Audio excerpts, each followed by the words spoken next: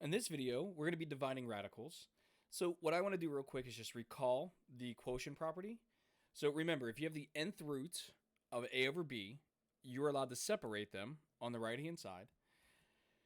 And what's nice about this is we're going to be going back and forth between the two forms, but the idea is to keep things as simple as possible.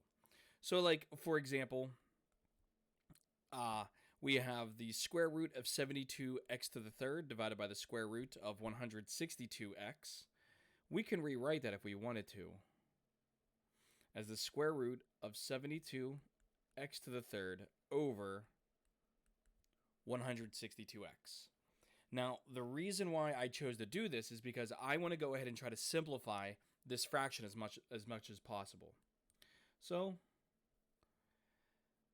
72 over 162 simplified is 4 over 9.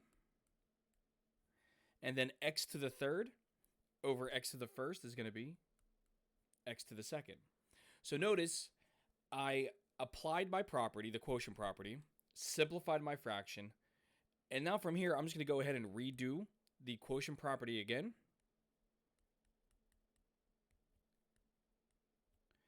And then simplify accordingly. Square root of 4x squared is going to be 2x. Square root of 9 is 3.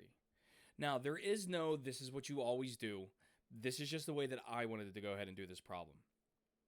In reality, what I could have done is this. So give me a second here. I'm just going to copy and paste this. We'll just put it over here. I could have just stuck with the way that this looks right now and said, well, the square root of 72x to the third, 72 is 9 times 8, x to the third. That can be broken out even further to 9 times 4 times 2, x to the third.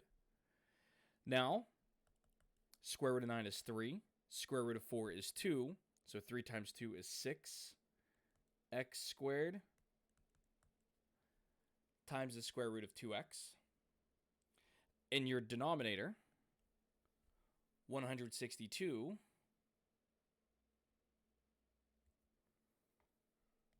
is really 81 times 2x, which will give me 9 times the square root of 2x.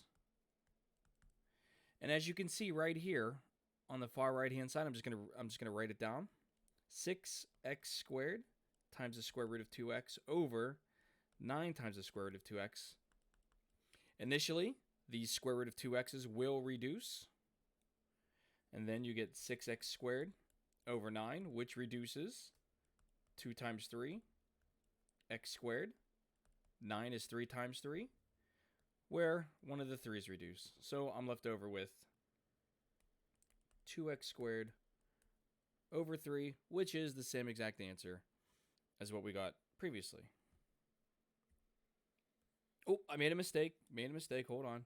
This should have been x to the first, so that's all the way back up here. Hopefully you're sitting there going, uh-oh, made a mistake, and I did. I made a mistake. It's 2x over 3. Once again, here, I'll just highlight where I made that mistake. When I went from here to here, I accidentally wrote a 2 instead of a 1 there. So, my fault. Go ahead and make sure you fix that later on.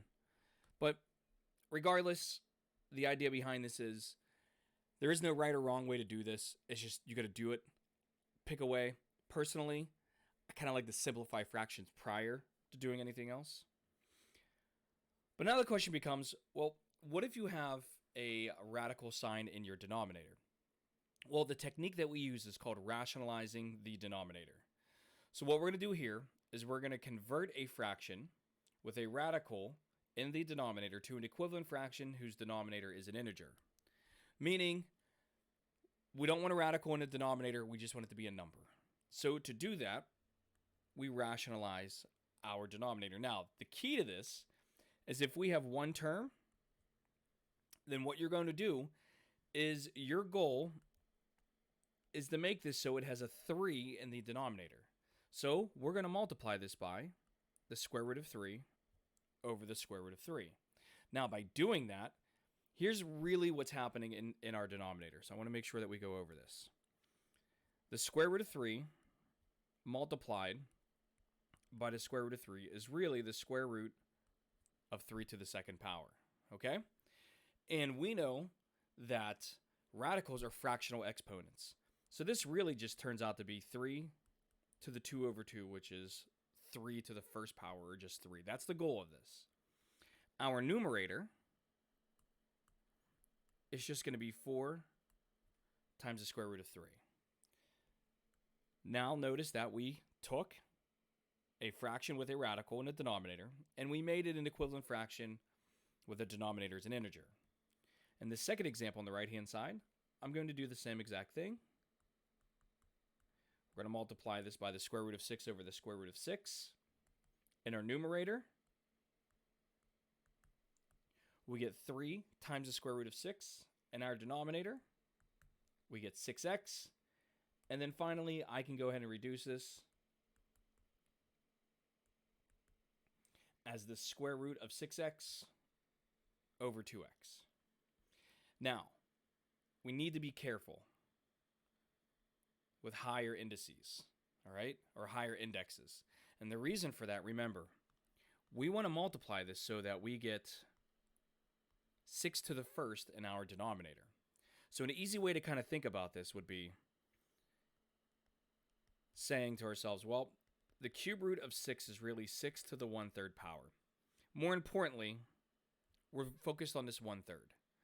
I know I'm going to be multiplying this by 6 to some other exponent, and my goal is to get a 1 for that exponent, okay?